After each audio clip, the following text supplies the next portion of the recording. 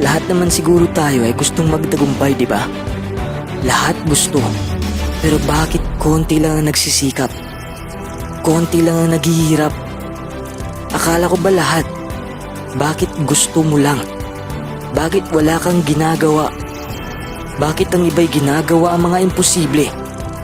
Habang ang iba naman walang paki sa kanilang buhay. To be honest, isa din ako sa mga taong walang paki sa buhay. Pero noon yun, sinasayang ko ang oras ko sa kakalakwatsa, nakikipag-inuman sa mga barkada. But one day, naiisip ko bigla kung ano ba ang hinaharap ko. I mean, may layunin ba ako? As in, marami talaga akong naiisip sa panahong yun. Marami akong tanong tungkol sa mundo, tungkol sa buhay ko.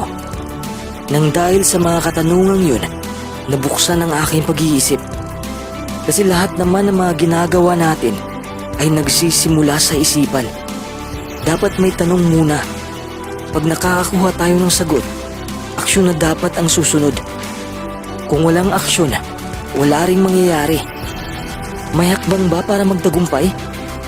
Gusto kong sabihin muna to, na ang tagumpay ay hindi nangangahulugang yumaman. Iba't iba ang kahulugan ng tagumpay. Depende sa definisyon na ibibigay natin dito. For example, gusto mong manalo sa dance competition or singing competition o kahit anong larangan. Kapag nanalo ka, yun ang tagumpay. Pero pag gusto mong yumaman at naging mayaman ka naman, tagumpay din yun para sa'yo. Nakuha mo ba ang punto ko? So balik na tayo sa tanong. May hakbang ba para magtagumpay? Siyempre may hakbang. May guide. May formula. Magbigay lang tayo ng 5. Isulat nyo upang hindi nyo makalimutan. Una, alam kong alam mo na to. Pero gusto ko lang i-remind ka ulit. May kakayahan kang baguhin ang buhay mo kung may aksyon ka. Ikaw lang naman ang responsable sa buhay mo. Hindi mo pwedeng iasa sa iba ang sarili mong buhay. Tandaan mo to. If you want to be successful, you have to take 100% responsibility for everything that you experience in your life. 100%. Hindi pwedeng kalahati. Buong buhay mo ay ikaw ang may kontrol. Mula sa relasyon, sa kalusugan, sa kinikita, sa damdamin, at marami pang iba. Lahat ng yun ay nakasalalay sa'yo. This is not meant to be burdensome. It's meant to be empowering. When you take 100% responsibility, you acknowledge that you create everything that happens in your life. You control your own destiny and have the ability to change your life. Dapat talaga na ipasok mo yan sa utak mo at ikapit mo talaga sa buhay mo na walang kasalanan ng ibang tao kung bakit nandyan ka pa rin sa sitwasyon mo. Kasi ikaw ang nagpili niyan. Ginusto mo yan. Napakaraming sitwasyon ang nangyayari na at haharapin pa natin. May mga magandang pangyayari at hindi ka nais-nais na pangyayari. Pero ang pinaka-importante ay kung paano ka mag-react sa bawat sitwasyon. If you don't like the outcomes of things, change the way you respond. Change your negative thoughts to positive ones. Change your habits or change your friends. Pangalawa, siyempre dapat malinaw rin ang pananaw mo sa buhay. Hindi pwedeng blurry vision. Dapat kita mo ang target.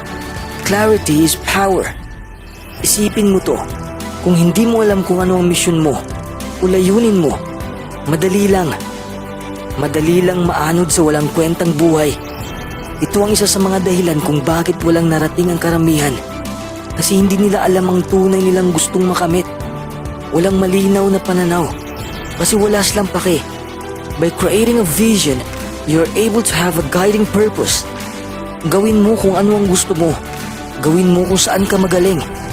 For example, magaling kang sumayaw. Edi sumayaw ka.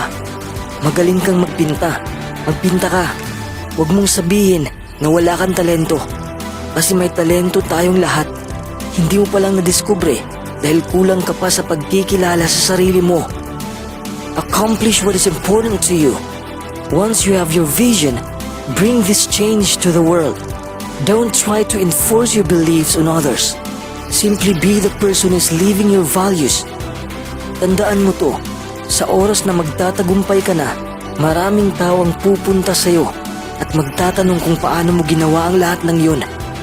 Then of course you need to tell them, teach them how, encourage them, motivate them, inspire them. Pangatlo, lahat ay nagsisimula sa bawat umaga. Dapat minamaster mo ang bawat umaga. Sa pagising mo pa lang, claim this wonderful day. One small positive thought in the morning can change your whole entire day. And if you own the morning, you own the day. Sa umaga kasi nagsisimula ang ating disiplina. Malamang sasabihin mo na may disiplina ka. Tignan na natin, bakit ang tagal mong bumangon? Kaya mo bang bumangon ng alas 5? Kung hindi mo kaya, ibig sabihin na tamad ka. Maliban na lang kung night shift ang duty mo kasi kailangan talagang makabawi. Paano naman yung 8 to 5? Kaya kayo nalilate sa trabaho ay ang tagal niyong bumangon. Tapos sinisisi niyo pa ang traffic. Saan ang disiplina sa sarili? The reason why I wake up at 5 a.m. is because I use that to think what I wanna do the whole entire day. Planado na ang buong araw ko, araw-araw. May oras pa akong kausapin ang sarili ko. May oras pa akong tignan ang mga isinulat kong to-do lists. May oras pa akong magpasalamat sa Diyos dahil sa dagdag na buhay na ibinuhos niya sa akin. May oras pa akong mag-ehersisyo. By waking up early and owning my morning routine, I am taking 100% responsibility for the whole entire day and reinforcing in my mind what I'm trying to accomplish. Dapat ganyan ka rin sa buhay. Dapat seryoso ka sa buhay mo. Wala na kasing second life. Dapat bigay todo na ngayon. Hindi natin alam na bukas last na pala. Wala na tayong magagawa. Pagsisisi na lang ang tanging maiisip natin. Bago pa mahuli ang lahat, magseryoso ka na. Pang-apat, sino bang may alam sa mga affirmations?